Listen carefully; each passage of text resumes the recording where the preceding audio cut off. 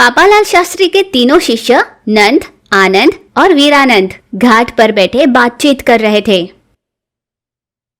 इतने में उन्होंने देखा कि बहुत सारे लोग बड़े ही उत्सुक होकर कहीं जा रहे थे। ये देख तीनों शिष्यों ने वहाँ से गुजर रहे उन लोगों में से एक आदमी को रोककर उससे पूछा, अरे सुनो तो बोंदूराम। अरे ओ, मेरा नाम बोंडूराम नहीं, भोलाराम भंडारी है। भोलू राम, बात क्या है? सभी इतनी तेजी से कहाँ जा रहे हैं? तो तुम नहीं जानते? पड़ोस गांव में नाटक चल रहा है, हम वहीं जा रहे हैं। ऐसा कहकर वो वहाँ से चला गया। ये सुन तीनों सोच में पड़ गए। चलो ना, हम भी नाटक देखने चलते हैं। सही कहा। मैं भी जाना चाहता हूँ, पर ना जाने गुरुजी क्या कहेंगे। हाँ तो चलो एक बार पूछ लेते हैं। ऐसा सोचकर वे तीनों घर चले गए। उस समय गुरुजी आराम कुर्सी पर बैठकर भगवत गीता पढ़ रहे थे। वे तीनों उनके पास चले गए। नंद ने उनका दायां पैर पकड़ा तो आनंद ने उनका बायां पैर। वीरानंद की समझ में नहीं आया कि वो क्या करे। उसने गुरुजी का कंठ दबाना शुरू किया। अरे रे, सत्यानाश हो तुम्हारा, ये क्या कर रहे हो?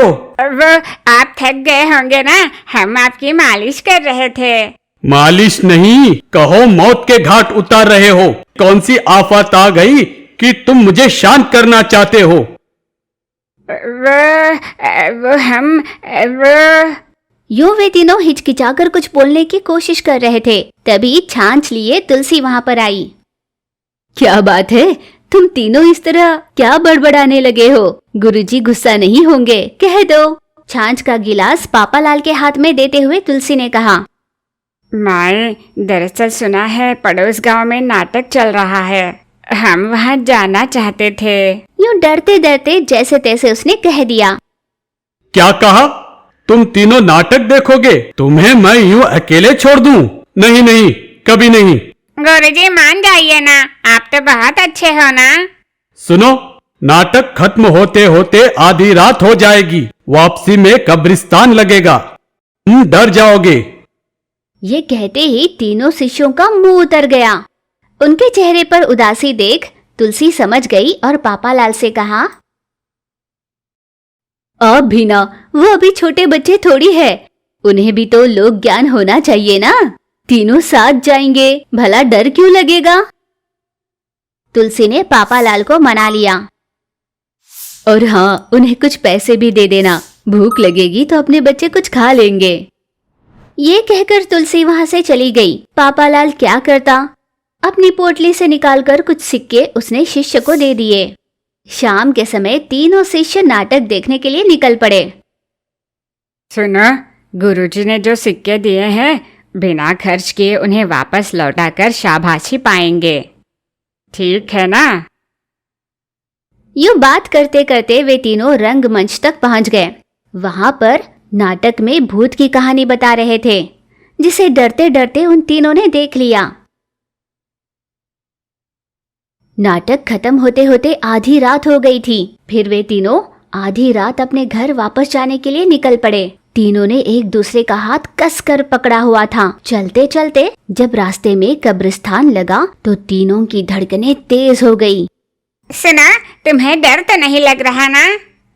मुझे कोई डर नहीं लग रहा, मैं तो भूतों के साथ अष्टचम्मा खेल सकता हूँ। यूं ना डरने का वे तीनों दिखावा तो कर रहे थे, पर मन ही मन वे तीनों थरथरा रहे थे।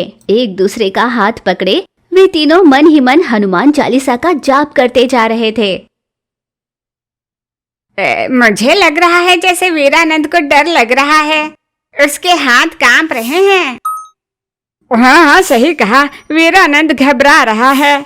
यूं उन दोनों ने मिलकर वीरानंद की टांग खिंचाई शुरू की, जिससे वीरानंद को बहुत ज्यादा गुस्सा आ गया और उसने ठान लिया कि वो बता कर रहेगा वो कितना हिम्मत वाला है। मुझे किसी का कोई डर नहीं, तुम कहो तो मैं अभी भूत से बात कर लूं। भूत जी, क्या आप मुझसे शादी करोगे? भूत जी, क्या मेरे साथ खेलोगे? यूं वो जोर जोर से कहने लगा। तब अचानक आवाज गूंजी, मार डालूंगी। यूं कब्रिस्तान से भयंकर आवाज सुनाई दी। वे तीनों घबराकर वहां से भाग खड़े हुए। पीछे से जोर जोर से छन छन कर पायल की आवाज आने लगी। सुनो, कोई पीछे मुड़कर मत देखना। हाँ हाँ, कोई नहीं देखेगा। यूं बिना पीछे मुड़े वे तीनों और तेजी से वहां से चलने लगे। जितनी तेजी से वे कदम बढ़ा रहे थे उतनी ही तेजी से पायल की आवाज आने लगी, जिससे उनकी धड़कनें इतनी तेज हुई कि जान हथेली में लिए वे वहां से भाग खड़े हुए। अगले दिन कब्रिस्तान की रखवाली करने वाला नींद से जागा। ना जाने कौन मूर्ख थे जो रात भर भूत से शादी के लिए पूछ रहे थे। मेरी एक चीख से भाग खड़े हुए, बुद्धू कहीं के। वे तीनों ये बात गुरुजी से छुपाना चाहते थे कि पिछली रात वे डर गए थे। उन्होंने चुपचाप गुरुजी को सिक्के वापस लौटा दिए। ये उनकी तारीफ कर सिक्के उन्होंने पोटली में रख लिए और वहाँ से चले गए। अच्छा, तो खर्च नहीं किए पैसे। शाबाश बुड़बुको। जब गुरुजी वहां से जा रहे थे तो उनके थैले से छन छन कर पायल की आवाज आने लगी। पायल की छन छन सुन वे तीनों हैरान होकर एक दूसरे की ओर देखने लगे। अगर ये कहानी आपको अच्छी लगी तो इसे लाइक और शेयर कीजिएगा, और हाँ, हमारे चैनल को सब्सक्राइब करना मत भूलिए। Thank you for watching.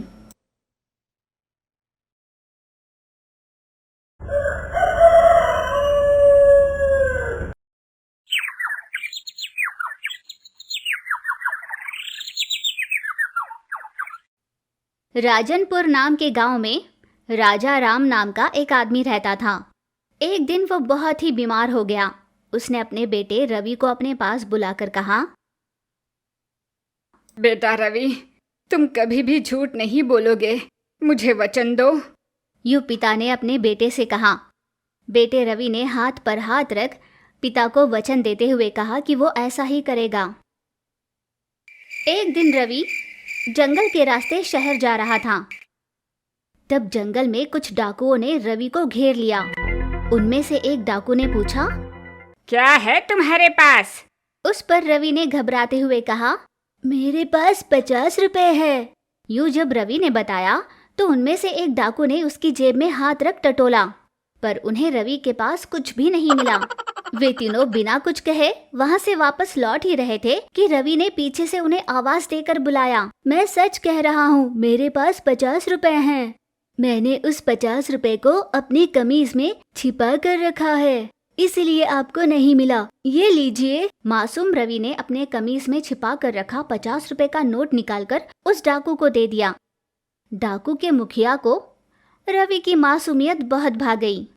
वो डाकू उससे इतना खुश हो गया कि बदले में उसने रवि को 100 रुपए दे दिए और वहां से चला गया।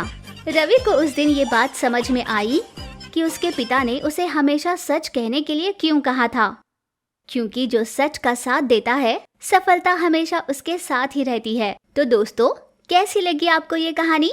अगर पसंद आए तो हमारे चैनल को सब्सक्राइब जरूर करना। आपका बहुत आभार।